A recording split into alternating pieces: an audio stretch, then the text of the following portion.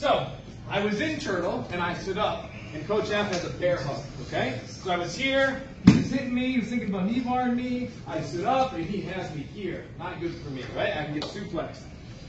Just like I would in wrestling, I'm going to put my thumbs here, I'm going to give him a hip, here. But I notice as I'm doing this, that I see a leg between my legs, okay? It's the same concept we've been doing. I need his legs to be splitting my legs. So in this case, I'm going for that leg. Same thing. This arm post, just like when you're doing standing rolls, I go get his leg. This leg has to kick up like a horse. Here. Wow. You have to adjust. See how I landed there? I could trap and adjust my hips if I needed to. Okay? You may land funny because there's a lot of space that's going on. So we end up here. I roll tight as I possibly can. I post with this arm. Here. Readjust. If I were to end up here, we could always come out and heel hook and do other things. Okay, but the objective is to get here. One more.